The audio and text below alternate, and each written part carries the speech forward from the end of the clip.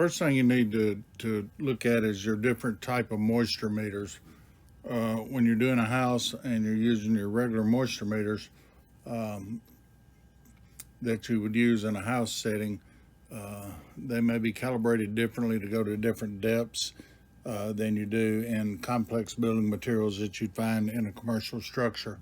A lot of times there'd be voids in commercial structures that you don't realize. I think one of the biggest things you need to realize, no matter what you're drying, if it's a house or a doghouse or the biggest building in the world, is you got to know what you're drying.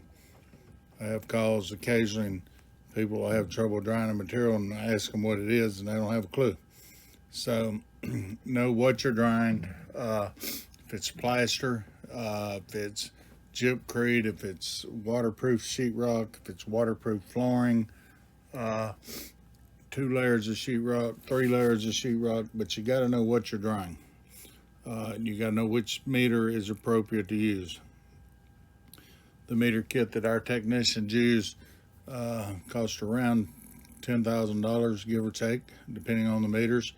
It's got every meter known to man in it, so it's just tools in your toolbox. When you get out on the job site, you need to know which meter to use and what you have the meter for, and need to have plans put in place to be able to properly meter with the meters that you need. So a lot of different meter types have a pin probe shown screen left. Those are good for the depth that those pins will stick into an object. It's showing you on this one, it's at 14.0. Of course, you always want to set your benchmark of what your meter is going to be, or what your dry standard is going to be, I should say, and know what you're getting on that. But keep in mind, this meter that's the pin meter is only good as far as the pins will reach in. In the center, you have a pinless meter. You notice that goes to 63.9. And you're like, well, why is one of them at 14, one at 63, and then screen right, you got a multifunctional that's at 25.5. All these meters have different calibrations. I've seen them that go to 1 to 32 on the moisture content meter. On the moisture percentage, they may go 0 to 100. I've seen them go from 0 to 360 or 380 on the moisture content that you're measuring. So you got to know which meter you're using for which different thing. And then equally important, when you start documenting your readings, you want to document with the same meter. Because if you come in on one day with a pinless, as this picture would show, and show that you have a reading of 63.9, the next day you come in with a pin and show a reading of 14.0, any adjuster, not knowing the difference in the meters, would assume that you're dry and that it dropped that quick overnight, when in fact you just went from a moisture content reading on the pin meter to a moisture percentage on the pinless. So it's just different numbers you're looking at. So you gotta know what your dry standard is and make sure you get there with it.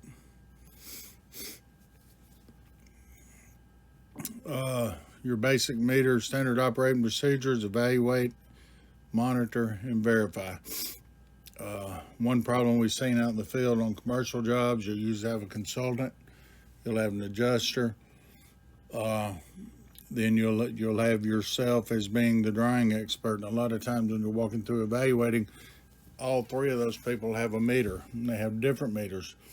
And I've routinely seen them get, anywhere from 20 points apart on the readings because somebody is not calibrated correctly, and you got to be able to figure out who. So on large commercial projects, we normally order a new meter because we know it's brand new, it's calibrated, it hadn't had time to get wet and sit out in the truck in the sun and the heat and to lose a lot of its calibrations. So we will order a new one. Now, that's not to say we only use the new one, but when the new one arrives, we compare it to the other meters that we're using and make sure that everything's sort of on the same wavelength, as you will. So that's one way of calibrating them. As far as sending them back to the factory and have them recalibrated, number one, it's very time consuming. Number two, they're bench charged for doing that kind of stuff. It's pretty much the same as buying a new meter. So just consider that, but you got to make sure your meter's correct and that you know what you're doing with it. Need to photo document that with your meter by taking photos of the meter and taking photos of how you verified that meter is correct. So talk a little bit about exterior finishes, and you say, well, why are we worried about the exterior? Um,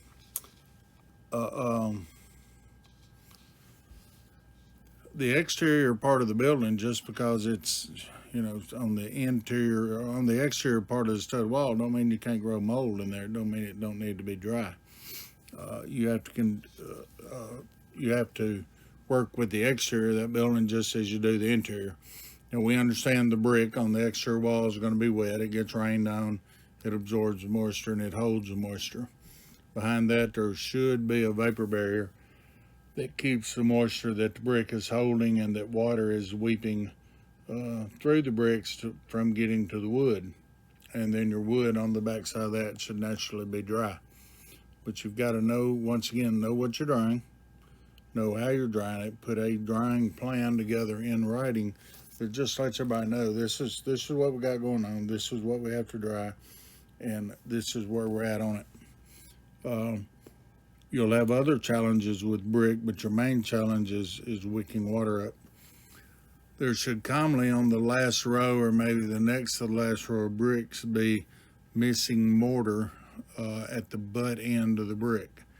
A lot of people try to caulk that up or re-chink it, but those are left there by design. So any water that gets through the brick up above by weeping through it or just a hard rain or whatever can run down the outside of the vapor barrier. And then when it gets to the bottom, that vapor barrier should wrap across the ledge and to the outside, and your brick should have a weep hole there so any of that moisture can escape the building and not pretty much create a dam where you've got a wall there and water don't have a place to go. So masonry can be a little tricky. Seen a lot of times, again, know what you're drying. I've seen a lot of times in a basement, you dry for 3 or 4 days and you're not getting any movement out of a concrete block. It just won't move. No matter what you do drying, you put the meter on it and it's still pegging the meter. Consider the fact that the cores of those blocks could be full of water, completely full. So you may have to drill holes at the base of the concrete block to let the water escape. Be prepared when you drill that hole for water to run out and go everywhere. We had one commercial building in a school that fit this category pretty good. It ran over 2,000 gallons of water into the floor. So you don't want to do that into a finished basement or something like that. So be prepared to catch that water or to stop it. Should the cores of those blocks be 100% full of water, you cannot dry that, and the water's got to be removed before you can get there to it. So the next slide there, you got siding on there, and the siding, if water gets behind it, is the same problem as it is if water gets behind your vapor barrier on a brick building. You don't want water to get behind your siding, because then it gets trapped and it can't really get back out because it don't get any airflow, and it starts to cause dry rot or rot from the building materials. It causes mold to grow inside the wall, and it causes moisture to go from the outside towards the inside of the house, to where it can cause either better problems. The last picture far right is a stucco. That's an EFIS system. EFIS is a synthetic stucco. It's basically made by gluing or mechanically fastening styrofoam to the building and then putting a net mesh embedded into a mortar compound product that holds the mesh onto the building, and it creates the basis for your second coat of stucco to go on. So then you put a second coat of stucco on top of that, and that fills up the voids and the gaps, and fills any holes or valleys that may be in it, and the insulation to make a very, very smooth surface. And then your final coat that goes on is your finish coat, the one that has a color in it, and you put your finish coat on top of it to make it pretty. These are notorious for leaking. We have trim work built around windows and doors. They're notorious for leaking in the valleys where stuff is cracked and where they just have not assembled the product 100% correctly. You can find a lot of moisture behind the synthetic stucco products that are out there if they were not installed correctly. So there's a difference between a brick veneer wall and a brick wall. In some older buildings, you have brick walls. Those brick walls are actually the structure. They support the structure. Usually 3 bricks, if not 4 bricks wide. They're put together in such a manner to lock themselves together, and that brick holds up the building. Your ceiling joists or rafters may be actually coved into the final layer of brick, and the framing is sitting on top of the masonry, and that is called a brick wall. A brick veneer meaning just the outer surface of it. A brick veneer wall has plywood, has the studs, obviously, and then has plywood on the studs, has a vapor barrier on the plywood, and you have a 1-inch air gap between the plywood and the brick, and then you lay the brick. And the brick is a veneer that's there just for looks and for siding and building protection. But you will see that the brick veneer wall has a little different characteristics. Usually a brick veneer will have weep holes. If you look at the picture on the left, the 2 little black lines right above the concrete foundation, it's just where they left the mortar out of that butt joint, and they've left a hole so if water gets in between the brick wall and the framing, that it can run down the wall and get out. Usually on a solid masonry wall, you do not have that. So a couple of things you can look at that'll tell you the difference. Just remember, when it comes to drying a structure, though, no way for you to dry something if you don't know what you're drying. So dig into it, drill, poke, prod, inspect, look around window jambs, but you got to find out what you're drying before you can effectively dry it. Siding, there's several different things. This picture here is a picture of mostly vinyl siding. Got some board and batten and stuff there, but what you don't want here is water to get between the vinyl siding and the plywood siding. Once again, there should be a vapor barrier between there, but the problem with the vapor barrier when you're doing vinyl siding is vinyl siding is held up by nails. Well, every time you put a nail into the vinyl siding, you're puncturing the vapor barrier. So even though you have a vapor barrier there, you may not have a very good one. So you've got to stop the source of water from coming in first, but now you got to dry the wall where the water is getting into the wall and getting the plywood wet and maybe the sheetrock wet and other components of the house. So know what you're drying. Vinyl siding is also notorious for being put on top of other types of siding. Let's say the shingle siding on the right. They make a asbestos type shingle siding that is real brittle. It's like sort of like a really thin clay tile, if you will, and it breaks easily when you poke a nail through it and starts to become friable. But they use vinyl siding a lot of times to cover that up. It encapsulates the asbestos to make it where they don't have to deal with it.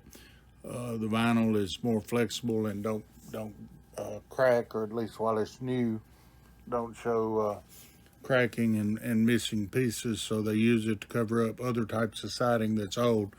So sometimes you may be trying to dry a house that has 2 or 3 layers of different types of siding on it. And if you don't know that when you're starting to dry, you're not going to have a very good drying plan. You're not going to have a very good outcome. So a little bit more details on your stucco and how that's designed. The picture on the left gets extreme detail on it and shows a lot about it. The one on the right's a little easier to comprehend. You've got your plywood or other type of wood sheeting that's on top of your 2x4s. Then you would have a vapor barrier, and then you would put a foam product on the wall that your mesh goes on, and then 2 or 3 coats, wind up being 3 coats of stucco, and that creates a stucco wall. Stucco itself don't usually hurt to get wet. If you get stucco between the brown coat or the that you see in the picture and the finished coat, and it freezes, it can pop that finished coat off the wall. You also, in some older plaster homes, the plaster material itself may have seeds in it, to where they manufactured the plaster, and sometimes those seeds get wet and they will start to actually grow again. They ferment and start growing, and it'll pop that finished coat off. So at any rate, you've got to get all that dry before you can do anything with it. Stucco is extremely difficult to dry. It will dry. It's just difficult. A lot of times you use infrared heat on it and try to heat the surface of the product itself up. But that lime, the finish coat's out of lime, and it's like trying to dry through a plastic jug almost. It's not hardly that bad, but put a few coats of paint on top of the lime, and they also may refer to that as a butter coat, but you put a few coats of paint on top of that, and it's just really, really difficult to get moisture to move out from under that.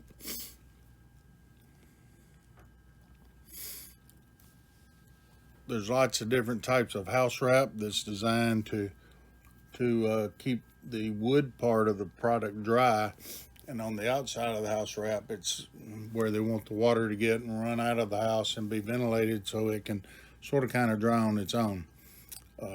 House wrap is installed over the top of the sheeting behind the exterior siding, and it is designed to stop any water that penetrates the siding for whatever reason from getting onto the wood, because once moisture starts to get on the wood, then you'll have a problem.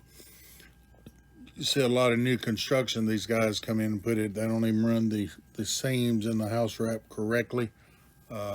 They'll let them underlap from the top down instead of overlap, and let water just go right down between the wrap that's on the house and the plywood.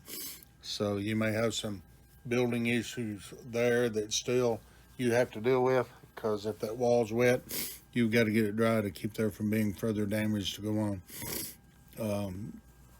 Different types of vapor barriers can be installed. You may have drainage issues. You may have water running back into a wall and just keeping it wet or damp all the time. Once again, you got to inspect what you expect, and you got to know what you're drying. Elastomeric coatings is basically a paint that has an elastic tendency to it, hence the name elastomeric.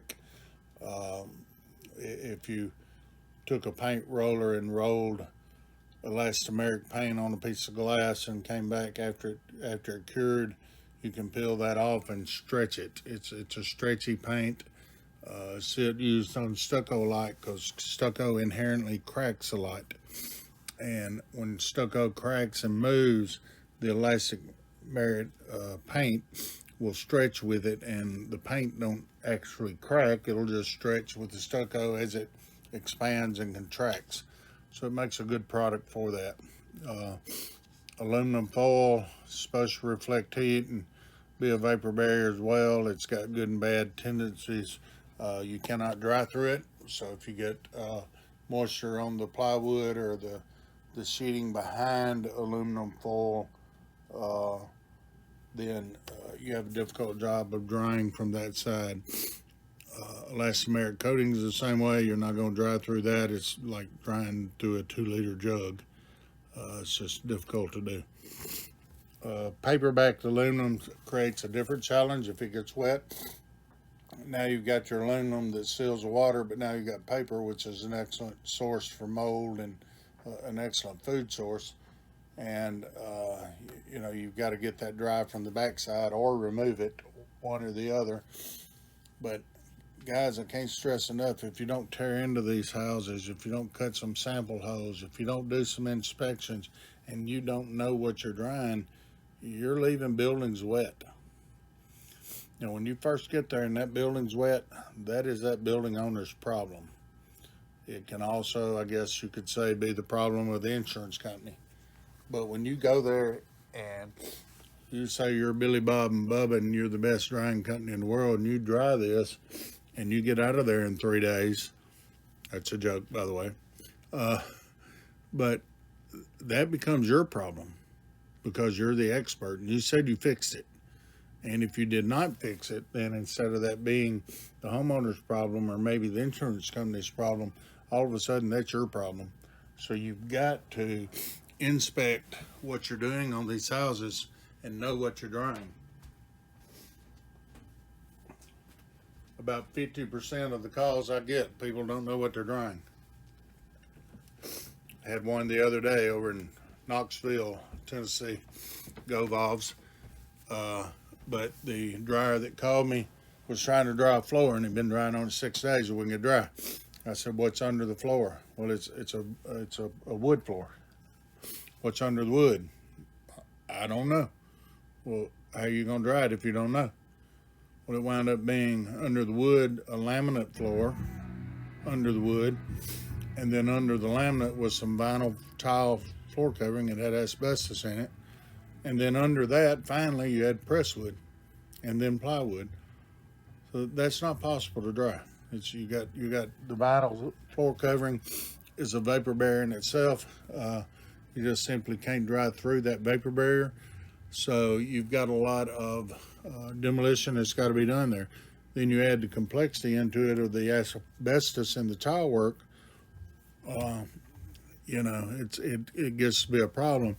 The biggest problem with that job is this particular drying contractor didn't know that for 4 to 6 days. He should have already been through the job. He should have identified that on day one by doing the proper inspection on what he was drying and knowing how that was going.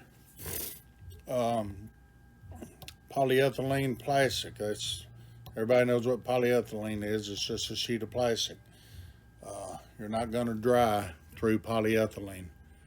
It is plastic. Water will not go through it.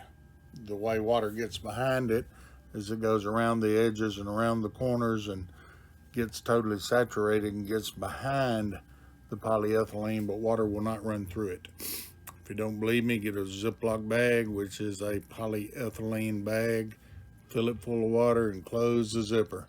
Lay it on the kitchen counter and put every drying piece of equipment you got in the house on it. And tell me when it gets dry. And the answer is it won't. You cannot dry through a plastic bag. So that's what you got when you've got plastic or polyethylene sheeting you're trying to dry through.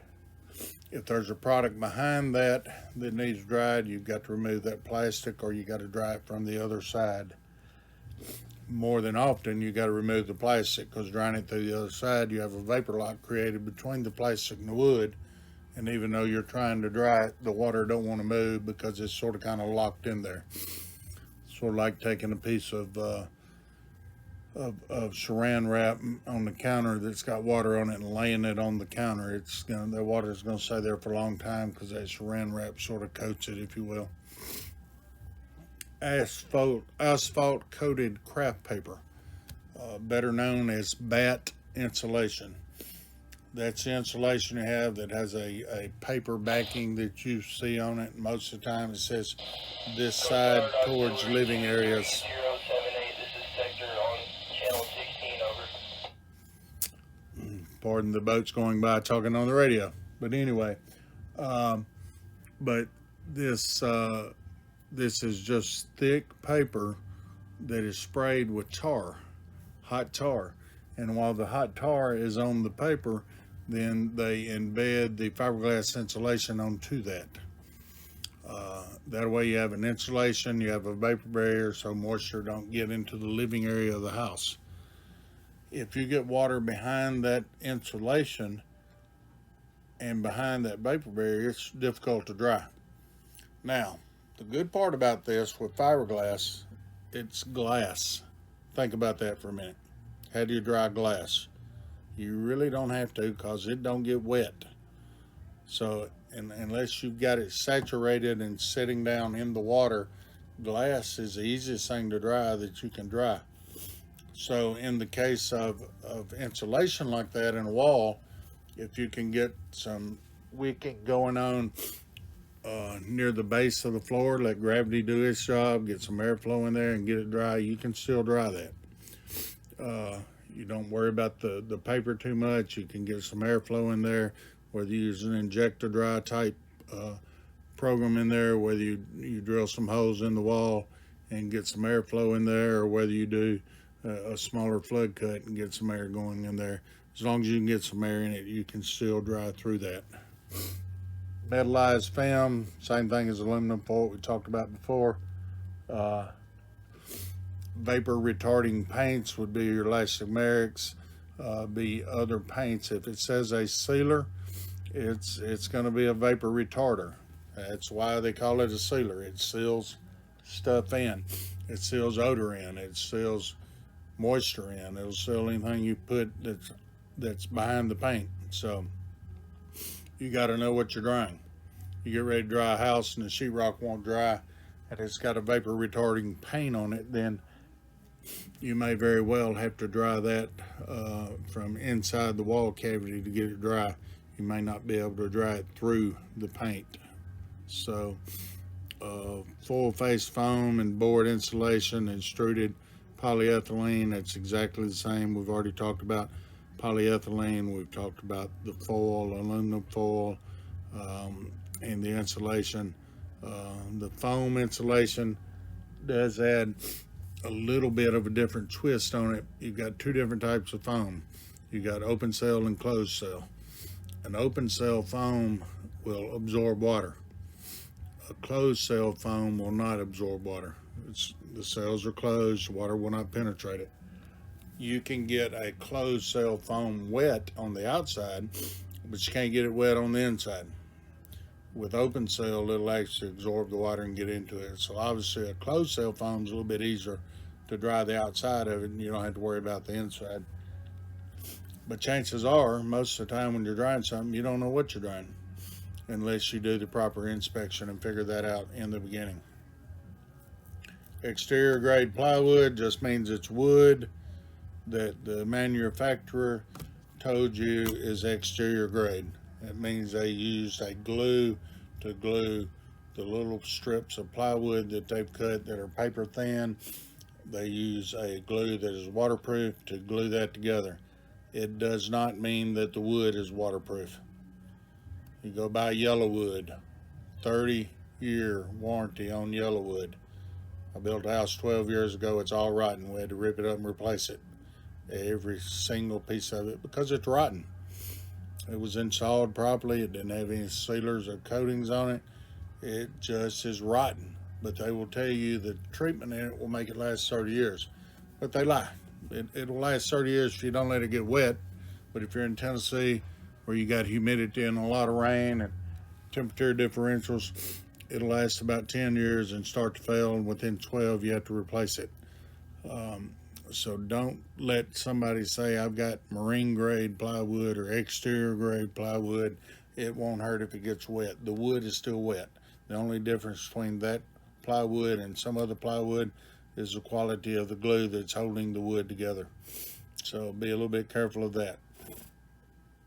Sheet type roofing membranes, that would be like roll roofing or any kind of a rubber roof, any kind of roof that would have a sheet effect on it. So if you get water under that roof material is actually waterproof, or it wouldn't be on the roof shedding water off. So if you get water between that roof from a hole in the roof or hail damage or something like that, if you get it in between the roof and the wood, then you've either got to dry that wood from underneath, or you got to remove that sheet type roofing membrane to be able to get that dry. Now, talk about complex. That's complex to do. You don't want to rip 5,000, 10,000, 20,000 square feet of roofing off to try to dry the plywood, because it might rain while you've got it all ripped off. And just as I said before, when you started this job, it was a customer's problem. But if you rip that roof off and leave it open and it rains, that's not the customer's problem anymore. That's your problem. So you've got to put together a drying plan to figure out how to deal with that. And it may involve a myriad of different things, including removing the roof and getting the water up and drying from underneath the roof while you're getting the new roof back on. Glass or metal sheets on a roof, pretty much the same thing. You're not going to dry through a piece of tin, or you're not going to dry through fiberglass roof membranes. You're going to have to get that wood under there dry. If you simply allow it to be covered up again with new roofing material and you leave it wet, it'll dry right in a very short period of time, and you have made that customer's problem your problem when you do that.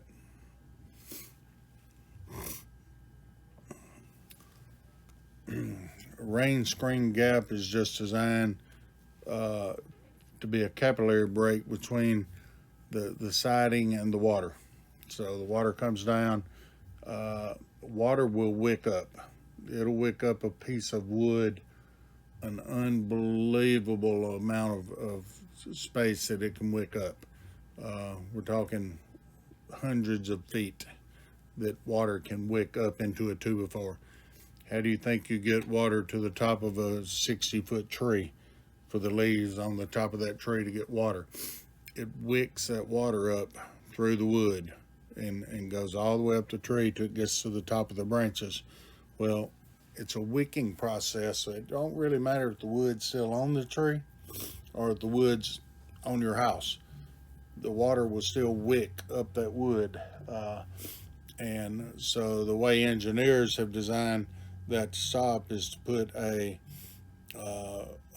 gap in the construction process that keeps that water from wicking up any further. So they try to keep that water to wicking near the bottom in what they will tell you is a pressure treated 2x4, and it'll last 30 years. We've already been through this discussion.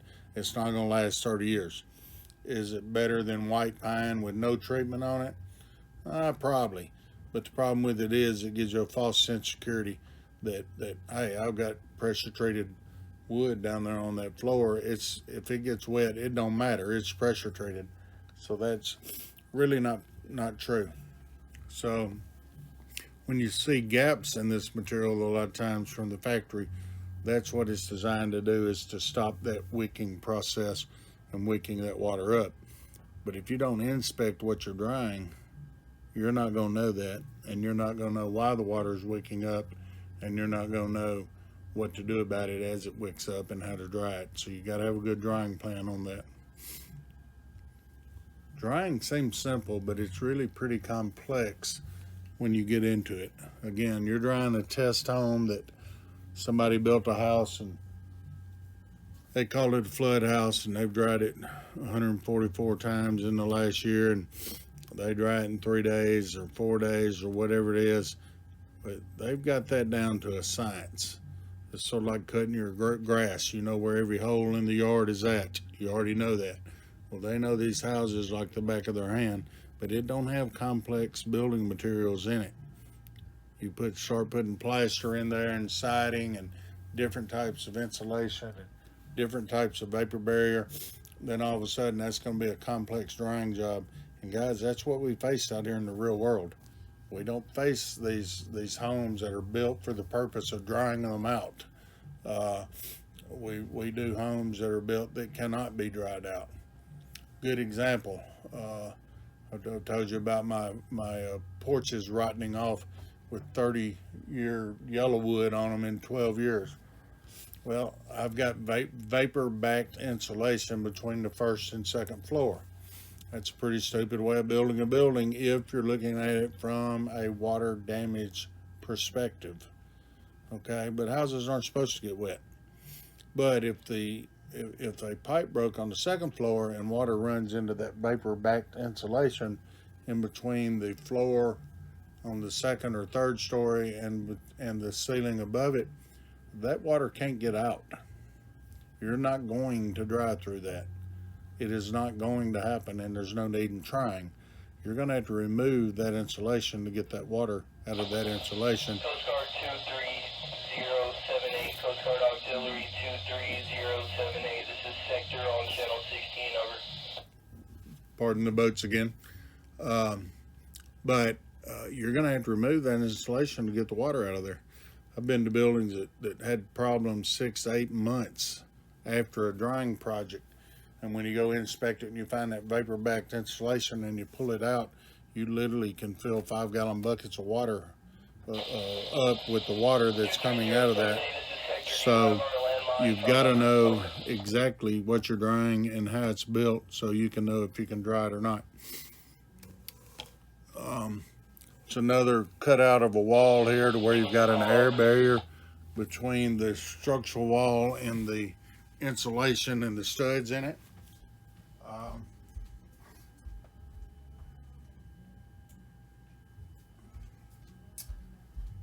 You've got sun that's hitting a wet wall and it's creating moisture. I think we call it steam when you have a wet surface and then the hot sun hits it and you sort of get steam, and that steam tries to push that moisture into the house. That's why you have a vapor barrier on the wall.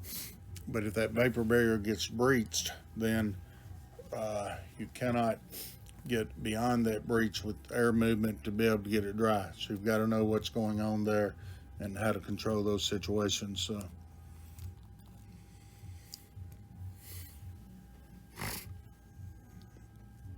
Another example of air barriers there.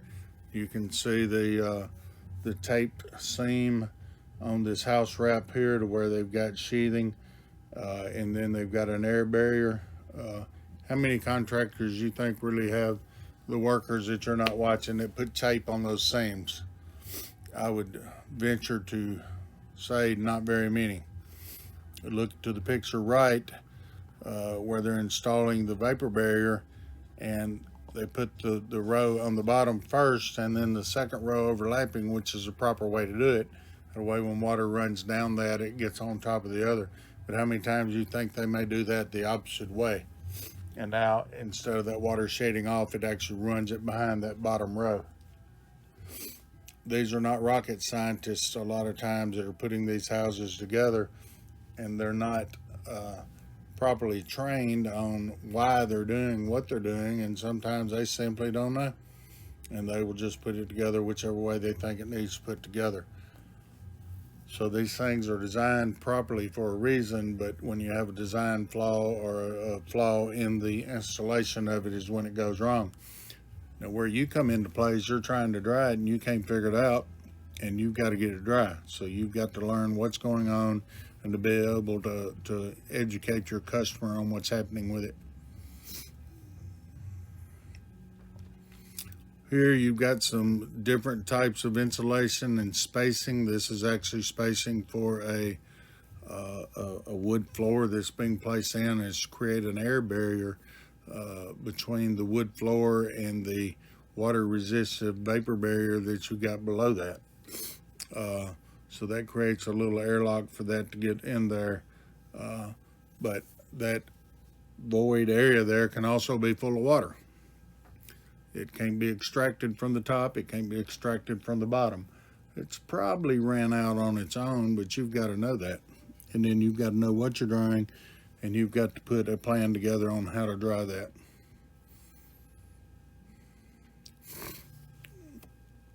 Window flashing at the sills. A lot of your water breaches happen around windows, whether it's a commercial building, whether it's a house, residential, but anytime you cut a hole in the wall and stick a window in it and recess that window particularly, you can get water that gets down into that area. Screen top right, you'll see where some siding is buckled and damaged and decayed because the window flashing was not installed correctly. Again, once a window's put in, which takes about 20 minutes for a technician or laborer to put a window in, you don't know what is put in correctly or not because you can't see it. You don't know if the flashing's correct or how that's done. So if you're finding areas around windows that are still wet and they're not drying properly, even though your water damage may be from something else, you have to consider that that could be a problem, and you have to be able to look for that.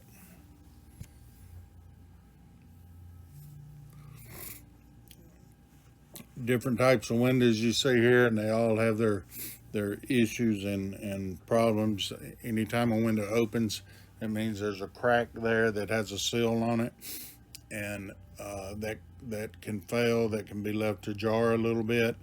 The gasket can fail, but it leaves room for moisture to get in. Anytime you cut a hole in a wall, you're leaving a crack there for moisture to get in, and a lot of times it's dependent upon caulking to stop that moisture from getting in, but caulking don't last very long. It's 20-year caulking, so it might last a couple of years before something moves, and when something moves, the seal in the caulking breaks down and it's not adhering to the cracks in the wall and that kind of stuff. So you've got to know what type of window you're dealing with, and it's difficult to find these leaks sometime, but if you're the guy in charge of drying that and you're in charge of finding that leak, then that's something that you need to be aware of, that you can work on. So a lot of complex challenges in drying. Again, it is close to rocket science. The biggest problem I see in our industry drying today is that we go to school, we learn how to dry a test house that's been dried hundreds of times. The instructors know exactly what it takes to dry that house. They know exactly how the house is constructed because they built it. And there's none of these complex materials in these houses. That's not the real world. When you get out here in a house or a commercial building, you don't dry a test house with 3 layers of sheetrock on one wall because it's a fireproof wall. You don't dry a test house with 5/8 sheetrock and moisture resistant board in it. You don't dry a test house that has plywood floor with pressed wood on top with vinyl flooring on top and a hardwood floor on top of that. They don't put that in test houses because you have to tear that out to dry it. So those are the complex challenges that we're running into every day, but it's what's causing the restoration contractor that don't inspect what he's doing, and he don't inspect the work and figure out what's going on. It's what causes him all the problems. And now, as the contractor, you bought the problem. It don't belong to the homeowner anymore. It don't belong to the insurance company anymore. You said you dried it and you didn't, and now it's your problem. So let's not get in that trap. Let's slow down in the incipient beginning stages of the water damage. Let's find out exactly what we're drying and how we're drying it, and let's make sure that we dig deep into that on day one. If you get out there late at night, at the worst, day 2, but find out what's going on. Don't wait 6-7 days and then say, oh, not drying, I better figure out what I'm drying now.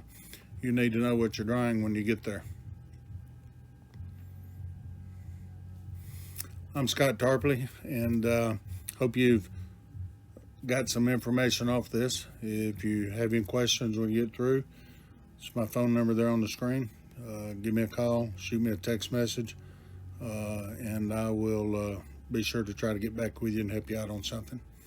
I've enjoyed it. Y'all have a good day.